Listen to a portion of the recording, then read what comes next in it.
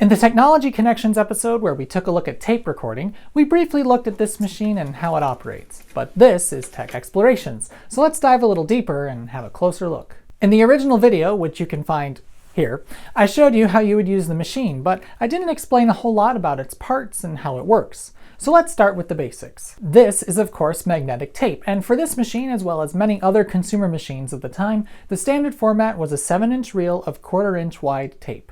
1200 feet was a common length, and this would provide 30, 60, or 120 minutes per side at 7.5, 3 3/4, and 1 7/8 inches per second, respectively. The machine has to interact with the tape in order to record content onto it or play it back. We call the mechanical pieces that interact with the tape the transport. The transport begins and ends at the spindles the tape reels are held on with, and although these spindles may seem simple, they're actually a little more complex than you might think, but more on that later. The most complicated parts of the transport lie near the heads. The job of the components here is to guide the tape precisely over the heads and to propel the tape at a steady speed. Most of the tape guides are simple metal pieces that are the same width as the tape. The tape slips between them and is kept from moving up or down, thus ensuring that the tape stays in alignment as it passes the heads. The heads aren't part of the transport in that they just sit there, and the transport is meant to move the tape past them, but they're important nonetheless. Most quarter-track recorders like this will have 3 heads, and if the machine is capable of auto-reverse, it'll have 6. The tape passes them in a specific order. First, the tape travels past the erase head. This head is essentially a strong electromagnet which erases whatever signals are placed on the tape. It's only active when recording. The next head is the record head, and its job is to record. Duh.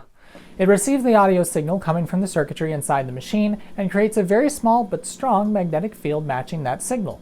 This magnetizes the tape as it passes the head, and that's how the signal gets recorded onto the tape. The third and final head is the playback head. It, guess what? Plays back the tape. The magnetization on the tape created by the record head induces a current inside the playhead as it passes, and this current can be amplified to drive a loudspeaker. Magnetic tape heads can actually function as both a play and record head, and in fact the actual heads themselves are virtually identical. But by having a redundant separate head, the circuitry inside the machine can be a little simpler, and most importantly, it allows for better recording techniques. They're in this specific order so that, when recording, you can monitor the actual tape's signal.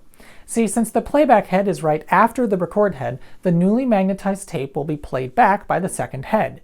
If you have a set of headphones on, you can monitor the signal on the tape itself instead of just the input signal.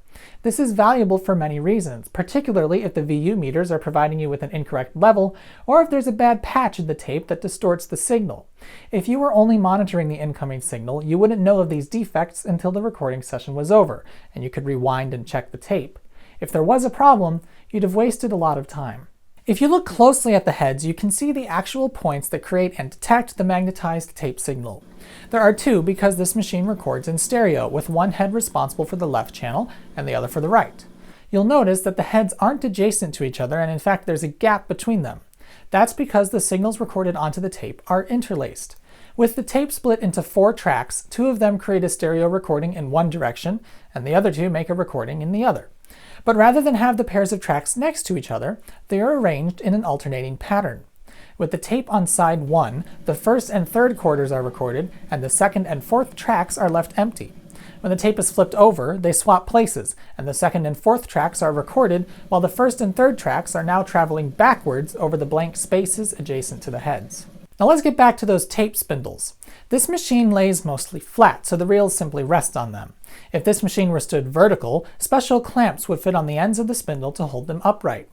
The reel that the tape comes from is called the supply reel, and the machine needs to have a second empty reel to pull the tape. This is called the take-up reel. This machine, and indeed most single-direction machines, pull the tape from left to right, but it's not actually the spindle that pulls the tape through the transport. The tape needs to go past the heads at a consistent speed, and it would be impossible to regulate by simply pulling it through with the take-up reel. If the reel spun at a constant speed, then the tape would speed up throughout the recording as it filled the reel.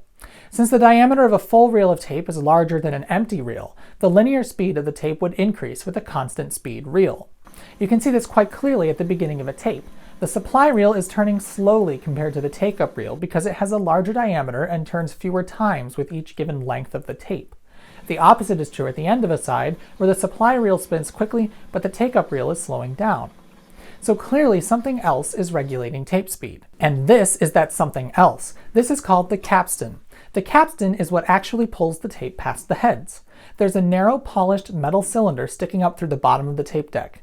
This spins very quickly and at a very constant speed. Below the faceplate here is a large brass donut that the narrow cylinder is attached to. These pieces together create the capstan. The large brass piece, which we'll see in a moment, helps to keep the speed consistent and eliminate tape flutter. When the tape is played, this rubber wheel pops up and squeezes the tape between itself and the capstan. The wheel is called the pinch roller, and the pressure it puts on the tape against the capstan causes the tape to move smoothly past the heads. When the transport is engaged in forward motion, otherwise known as play, the take-up reel is simply spooling the tape coming from the capstan onto the empty reel. See, it's not putting much tension on the tape. In fact, I can stop it rather easily. See how the tape is still coming out? This shows how the take-up reel isn't responsible for pulling the tape past the heads. That's the job of the capstan. The supply reel actually plays an important role here too. See how the heads are in a curved path? They're arranged like this so that so long as there's tension on the tape, then the tape is kept snugly against the heads. At the beginning of a tape, again due to the large diameter on the reel, it doesn't take a lot of force to pull the tape past the heads. There's not much tension on the tape at the beginning for this reason. This machine uses an automatic tape tensioner to ensure that the correct amount of tension is put on the tape throughout play. Let me show you what it does. With just an empty reel on the supply spindle, it's actually pretty hard to turn it. The machine is fighting me. But if I push in on this little lever, it suddenly becomes easier to turn. The lever is right at the beginning of the tape's path through the heads, and the angle that the tape enters the head path in dictates the tension. At the beginning of a tape, it's at a wide angle because the tape exits the reel here. This doesn't push on the lever very much, and thus it's harder to turn the spool. This keeps good tension on the tape. But as the tape progresses, if the same resistance was kept on the supply reel, it would be harder and harder to pull the tape through because the speed of the reel is going up as the tape progresses. And that's what the lever compensates for. As the tape angle gets sharper because it exits the reel closer to the center, it starts pushing this lever in. This decreases the resistance on the supply reel, which compensates for the higher speed. The effect is that the overall tension on the tape is kept fairly constant from beginning to end. At this point, we've gone over the basics of how this works, but rather than stop here, let's look at what's on the inside. Only 4 screws hold on the faceplate, so let's pull them out and take it off. Behold, the way things were made in the year 1970. Everything in here is very simple, and it's actuated by a single lever. The transport selector, which rests here, tugs on various pieces and pushes various things so that everything's in the right place. There's a single motor that spins and provides all the necessary power to operate the machine, and underneath here are just a few circuit boards containing the audio circuitry. Notice how this piece is spinning, but it's not doing anything. This is what's called an idler wheel. It's connected to the motor through a belt, and when it's pressed against another wheel or pulley, its spinning motion is transferred. So when I turn the selector to rewind, the wheel is pushed against the supply reel pulley, which begins to spin backwards very rapidly. And when it's turned to fast forward, the pulley is pushed the other way and spins the take-up reel quickly. The pulleys aren't allowed to spin freely unless the selector is in the fast forward or rewind positions. In the play position, the left pulley is restricted from moving by the automatic tensioner. So let's see how that works. You can easily take the pulleys off, and underneath this one you'll find that the pulley is connected to this black piece underneath. This is what makes the automatic tensioner work. See how when I pull on the lever, these pieces move away from it? This is what regulates the tension. As the tape moves inward on the reel, it pushes the lever in, which releases the felt pads and decreases the resistance on the pulley. The take-up reel is very different underneath. This spindle floats over the black piece beneath it, and it's important that it floats. The black piece underneath is turning by way of this belt, but since the take-up reel should only be taking up slack and not actually tugging on the tape, the black piece has to be able to slip underneath the pulley. See how when playing a tape I can easily stop it? In essence, the take-up reel has to spin fast enough to take up any tape slack, but it also has to be gentle so it doesn't force the tape through the heads. Underneath the pulley you can see how it differs. The black piece that's spun by the belt is only resting on this felt pad.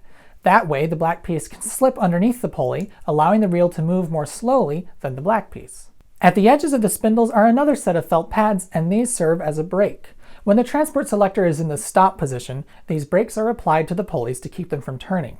They're most important when using fast forward and rewind, as they cause the reels to stop quickly and keep the tape from going all over the place. Finally, the most important piece is of course the capstan.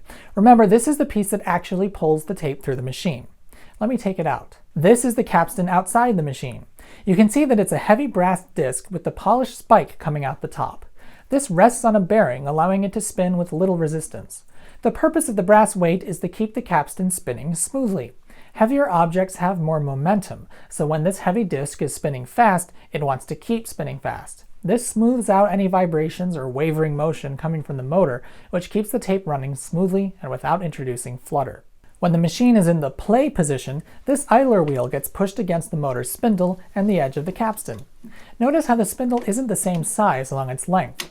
This is how the different speeds are selected on the machine. The speed selector knob changes the height that the idler wheel rests at. At 7.5 inches per second, the idler wheel rests at its lowest point. It's then pushed between the capstan and motor at this low point, where the spindle's diameter is largest. Because it has a larger diameter at the base, it covers more distance with each revolution of the motor, and this makes the idler wheel spin faster. The middle speed pushes the idler wheel in this spot, which halves the speed to 3 3/4 inches per second. And at the slowest speed, it's cut in half again and travels at only 1 7/8 inches per second. Let's put this all back together so you can see what it looks like. See how when I put it in play, the idler wheel is pushed between the capstan and motor's pulley? When I switch speeds, it moves to a different place on the pulley and capstan. The diameter of the capstan doesn't change, so the relationship between revolutions per second on the spindle and the capstan changes, and so does the speed. As we put it back together, there are two more things to look at by the heads. The first is a clever little guard that keeps the tape away from the heads unless the machine is set to forward motion. Tape heads can be damaged with wear, and it's best to not have high-speed tape flying over them when fast-forwarding or rewinding. So this little peg flips out from between the play and record heads and keeps the tape away from them. And lastly, when the machine runs out of tape, well, you wouldn't want it running on forever. This lever must be held up for the machine to be kept in any mode except stop. This means that once the tape runs out, the lever will fall down and the machine stops automatically. Well, there you have it, an exploration of a reel-to-reel magnetic tape recorder.